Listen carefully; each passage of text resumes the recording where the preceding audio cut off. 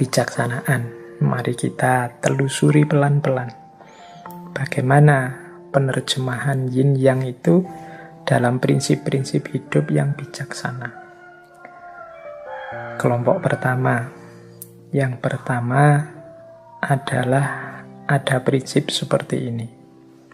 Dalam kebenaran ada setitik kesalahan, dan dalam kesalahan ada setitik kebenaran. Ini yang saya jelaskan tadi di gambar kolom yang putih yang ada titik hitam, di kolom yang hitam ada titik putih. Kebenaran-kebenaran yang kita yakini, wong kita itu manusia, pastinya juga tidak sempurna. Kesalahan-kesalahan yang kita lakukan ya tidak gelap total.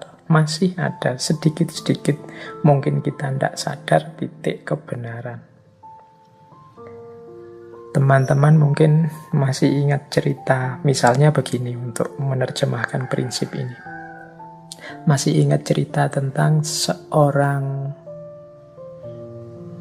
kalau bahasanya, perempuan nakal, perempuan yang pekerjaannya tunasusila, yang masuk surga hanya karena memberi minum seekor anjing yang kehausan. Itu kalau secara normatif pakai hukum moral sosial agama, perempuan ini kan perempuan dalam tanda petik ya, dalam wilayah yang hitam. Tapi ternyata dalam kehitaman hidupnya masih ada satu titik putih yang kecil, yaitu kasih sayangnya terhadap seekor anjing yang kehausan. Ternyata hanya dari satu titik putih yang kecil ini justru Allah ridho dan berkenan terhadap dirinya sehingga dia masuk surga karena itu. Berarti hitam tadi yang sangat luas terhapus oleh titik putih yang kecil. Jadi cerita wanita tunasusila yang masuk surga karena memberi minum seekor anjing yang kehausan. Sebaliknya juga begitu. Mungkin teman-teman pernah juga mendengar tentang kisah, ya meskipun kita sebut saja ini fiktif, kisah tentang seorang kiai yang masuk neraka hanya gara-gara selilit. Nah, ini kisah selilit. Selilit itu mungkin bagi yang tidak Jawa ya, selilit itu tusuk gigi. Kayu yang sangat kecil yang kita pakai untuk nyongkel sisa makanan dari gigi kita. Nih, cerita selilit sang kiai ini kan, ya kiai ini mestinya orang putih.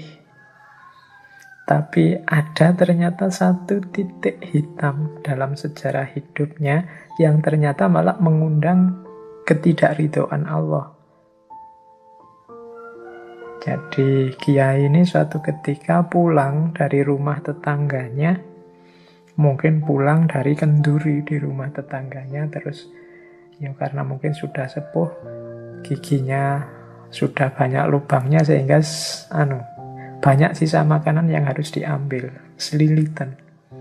Sambil pulang dia secara tidak sadar jadi nyuwil mematahkan sedikit kayu dari pagernya rumahnya tetangganya. Ya mungkin ada pagar yang kayunya sudah meluwek-meluwek, itu dia cuil sedikit kayunya untuk tusuk gigi.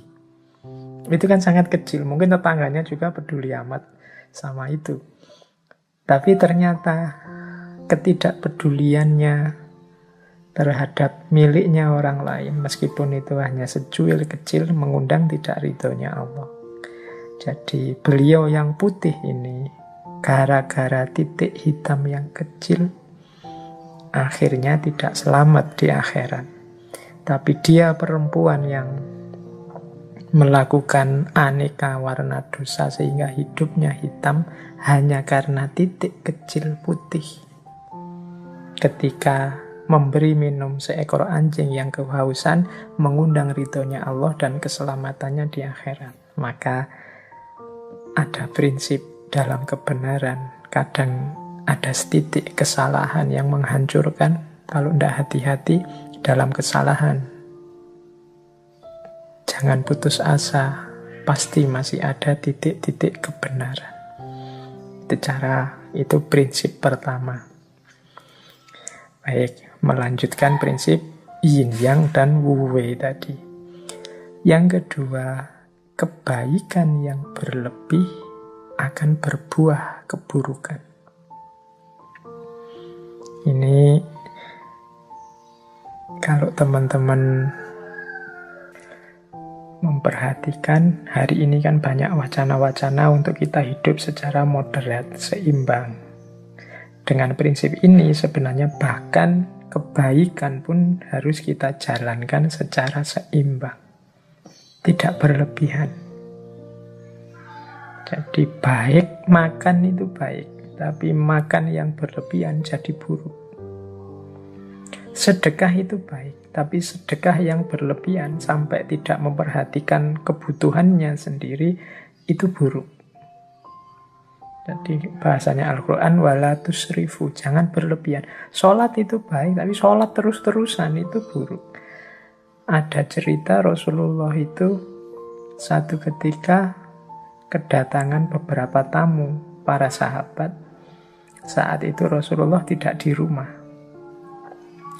Jadi tamu ini ditemui oleh istri beliau. Sambil menunggu Rasulullah, istri beliau ini cerita tentang bagaimana Rasulullah itu seriusnya beragama. Kalau malam juga sholat, sering puasa, dan lain sebagainya. Nah, para tamu ini merasa, wah Rasulullah aja yang dijamin masuk surga, dijamin diampuni Allah, ibadahnya seserius itu. Maka saya berarti harus berkali lipat dari itu. Sehingga yang satu bilang, kalau begitu saya tidak akan tidur lagi lah, saya mau sholat malam terus. Yang satu bilang, wah kalau begitu saya akan puasa terus lah, tidak ada berbukanya, pokoknya poso terus tiap hari. Yang satu bilang, wah kalau begitu saya fokus dalam agama, menjauh dari dunia, saya tidak akan menikah, hidupku kupersembahkan pada Allah. Nah, setelah Rasulullah datang, Rasulullah mendengar kata-kata dari tamu-tamunya ini, terus Rasulullah bersabda bahwa aku ini lebih takut kepada Allah. Aku ini lebih bertakwa kepada Allah dibandingkan kalian. Tetapi aku berpuasa juga berbuka. Jadi tidak puasa terus-menerus. Aku sholat malam, tapi juga tidur. Dan aku juga menikah.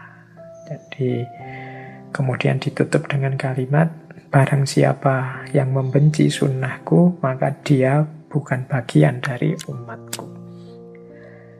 Nah, ini pandangan ini sesuai dengan prinsip tadi. Kebaikan yang berlebih itu buruk. Jadi jangan ada kebaikan apapun yang overdosis.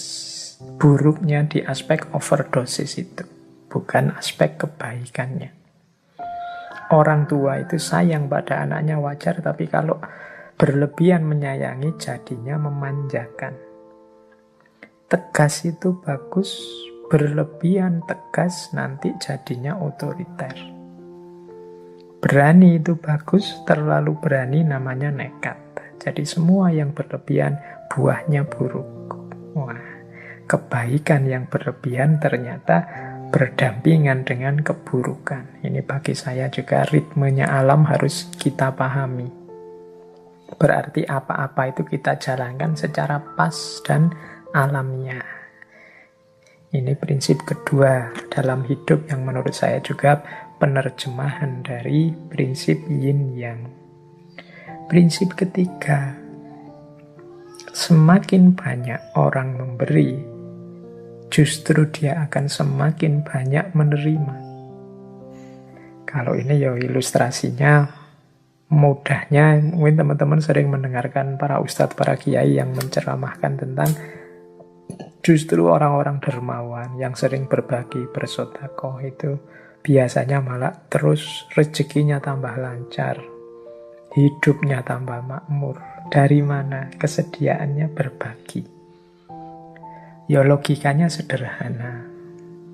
Ketika kita mau berbagi dengan orang lain, berarti kita berposisi sebagai jalannya rizki bagi orang lain. Semakin kita membuka diri untuk jadi jalannya rizki bagi orang lain, semakin Allah akan menitipkan rizki-rizkinya orang lain itu lewat kita.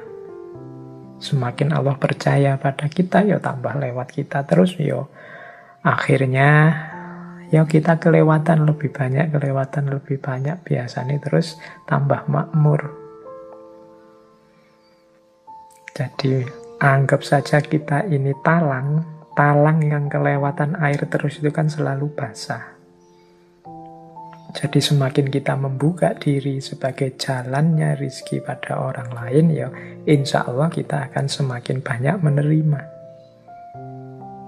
Allah semakin percaya kita sebagai wakilnya untuk membagi rizki pada yang lain. Itu logika sederhananya itu. Itu kalau tentang harta.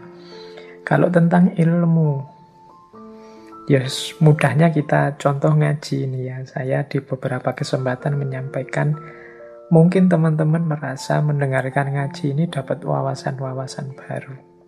Kalau teman-teman jeli, yang paling beruntung dengan wawasan-wawasan baru dari ngaji ini itu saya. Jadi kalau saya tiap Rebu itu kan ngaji, berarti harus nyari-nyari bahan, membaca sana-sini. Lu wawasanku tambah terus. Jadi yang jaminan wawasannya tambah itu justru saya.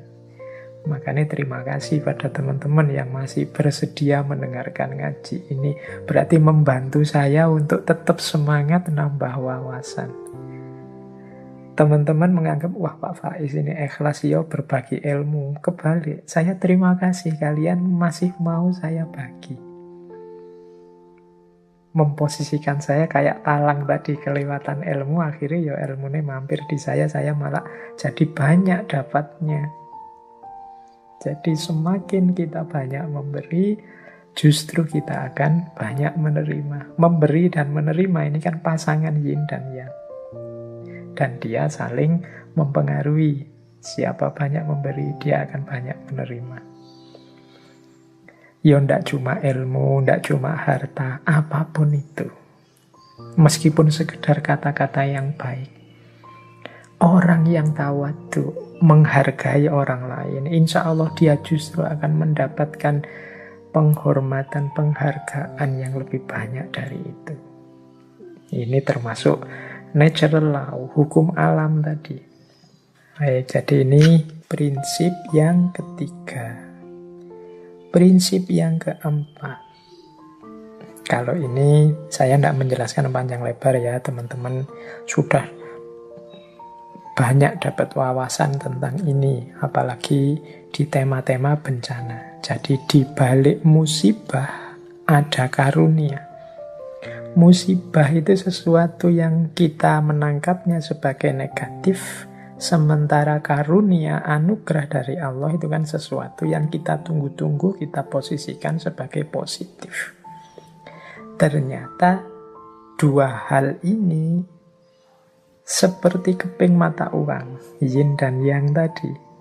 Di balik musibah ada karunia. Kita diberi pandemi ini, sebenarnya hikmahnya, manfaatnya banyak luar biasa, kecuali yang tidak mau membaca dan memanfaatkan momen pandemi ini dengan segala dinamikanya. Ada sangat banyak karunia-karunia. Mungkin bagi banyak orang dengan musibah ini dia lebih dekat dengan keluarganya karena tidak boleh kemana-mana. Selama ini sibuk di kantor saja, sibuk kemana-mana kerja. Sekarang bisa dekat dengan keluarganya. Mungkin bagi orang tertentu musibah ini membuatnya punya banyak kesempatan untuk mengupgrade kualitas dirinya. Banyak kesempatan untuk muhasabah, introspeksi, banyak kesempatan memperbaiki diri. Yang kemarin hanya niat-niat saja untuk semakin dekat dengan Allah, banyak ngaji, banyak sholat, sekarang banyak waktunya Kemarin banyak alasannya, sekarang alasannya sudah hilang, dibantu oleh corona. Banyak musibah yang membuahkan karunia. Dua hal yang seperti bertentangan ternyata hadirnya juga bersamaan. Ya wis, teman-teman sendiri yang bisa membaca ya, hikmah-hikmah apa dari musibah dan karunia. Mungkin kita pernah ngalami drop dalam hidup, tapi justru drop itu jadi titik balik kita bisa bangkit lagi secara luar biasa. Teman-teman bolehlah membaca kisah-kisah para CEO besar, kisah-kisah orang besar. Itu pasti ada momen-momen beliau jatuh sejatuh-jatuhnya, tapi justru momen itu jadi awal kebangkitan setinggi-tingginya. Jadi di balik musibah ada karunia-karunia. Mungkin ada teman-teman yang kuliahnya sampai drop out, tapi justru karena drop out itu dia akhirnya hidup dengan tidak mengandalkan ijazah dan gelar, dan ternyata dia lebih sukses dari itu. Nah, itu juga ada. Dan lain sebagainya. Jadi contoh-contoh bahwa musibah ternyata di balik itu ada karunia yang luar biasa. Seolah-olah bertentangan, tapi kehadirannya beriringan. Ada juga prinsip pujian membuat terlena, celaan membuat waspada.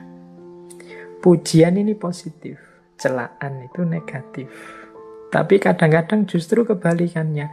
Yang positif membuahkan hal negatif, yang negatif membuahkan hal yang positif.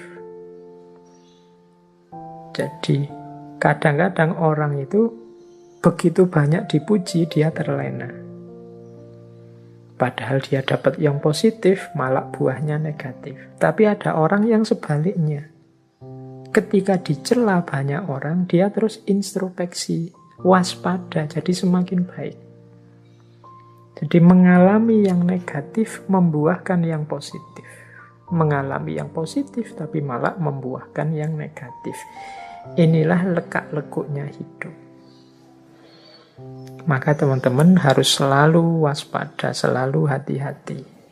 Karena hidup ini punya yin yang-nya sendiri. Kalau sering dipuji orang, pujian itu tidak menambah apapun pada kualitas kita. Tapi sangat mungkin justru membuat kita terlena dan tergelincir. Celaan juga begitu. Celaan itu kalau kita memang baik dan dicela orang, celaan itu tidak mengubah yang baik jadi jelek. Dan kalau kita jelek dan dicela orang juga, ya yang jelek tetap jelek, tidak jadi baik karena dicela. Jadi ini komentar orang dari luar. Celaan itu kita posisikan negatif, pujian kita posisikan positif. Padahal kadang-kadang justru dengan celaan itu kita jadi terpacu untuk semakin baik, sementara ketika dipuji orang kita merasa sudah besar, sudah baik, sudah tinggi, sudah penting, akhirnya kita terlena. Nah, hari ini kan peradabannya peradaban pujian dan celaan lewat komen-komen di medsos. Kita harus selalu waspada. Kita misalnya posting apa yang kelihatannya positif, bagus, terus yang like banyak, yang komen positif banyak, terus kita seneng, terus kita bangga, kita merasa sudah besar, kita merasa sudah tinggi. Akhirnya justru kita mandek, wong merasa sudah besar, akhirnya justru kita tergelincir. Sebaliknya kadang kita dikomentari jelek, kadang kita tidak dianggap, membuat kita terpacu untuk berkarya terus, lebih baik terus, dan sebagainya. Maka penting kita hati-hati karena hidup ini ada yin, ada yang. Ada pasangan-pasangan positif dan negatif. Yang positif pujian, ternyata ada pasangan sebaliknya, keterlenaan, ketidakwaspadaan. Yang negatif celaan, ternyata ada pasangan sebaliknya, keterpacuan, semangat untuk lebih baik. Nah, terus ini ada quote selanjutnya dari paket wisdom yang pertama. Orang yang paling engkau cintai adalah yang juga mungkin memberikan sakit yang paling dalam kepadamu. Cinta itu kan sesuatu yang positif. Kita gandengkan dengan kebahagiaan, kenikmatan hidup. Lawannya cinta itu seringkali sakit hati atau patah hati. Ternyata dalam ritme hidup kita di dunia ini, justru orang yang paling kita cintai adalah orang yang punya potensi untuk memberikan sakit yang paling besar dalam hidup kita. Nah, ini sudah natural. Kalau kita cinta pada seseorang, kemudian dia membohongi kita, maka kebencian kita, kekecewaan kita berlipat dibandingkan kalau dibohongi orang yang tidak kita kenal atau orang yang kita anggap biasa-biasa saja. Jadi orang yang kita cintai itu sebenarnya orang yang membawa bibit sakit yang paling besar dibandingkan orang yang tidak kita cintai, orang yang kita anggap biasa-biasa saja. Jadi ini, terus berarti kita jangan mencintai, Pak. Ya bukan begitu, tetap saja mencintai, tapi sambil engkau ingat hukum alami, hukum kodrat di dunia ini, bahwa yang selalu jejer dengan yin. Jadi cinta dan patah hati, cinta dan sakit hati itu satu paket. Kalau orang yang mencintaimu, menyakitimu, itu kan rasa sakitmu jauh lebih dalam dibandingkan orang yang tidak kamu cintai, apalagi orang yang kamu benci. Kalau ada orang yang kamu benci terus mencacimu, menjelek-jelekkanmu, engkau kan biasa saja. Mungkin engkau bilang, alah peduli amat, biar aja, dia memang begitu, karena memang engkau sudah benci. Tapi kalau orang yang engkau cintai melakukan hal yang menyakitimu, kalian kan tidak bisa bilang, biasa saja. Tidak. Karena engkau cintai, maka sakitmu lebih dalam. Inilah yin yang. Makanya tadi, siap-siaplah menghadapi yin dan yang, pasangan-pasangan dalam hidup. Kalau kita ngerti rumusnya, mungkin sakitnya tidak sedalam itu. Oh iya sih, mengapa ya kok rasa sakitnya sedalam ini? Nah, jawabannya berarti mungkin karena memang aku benar-benar mencintainya. Cintaku memang sudah sangat dalam. Harusnya kalau teman-teman ingin ngukur sejauh mana cintanya seseorang padamu, itu ya bisa dilihat dari sejauh mana dia sakit, dia kecewa, dia patah kalau sudah tidak sama kamu lagi. Karena logika yin yang-nya itu, orang yang paling engkau cintai adalah juga orang yang mungkin memberikan rasa sakit yang paling sakit dalam dirimu.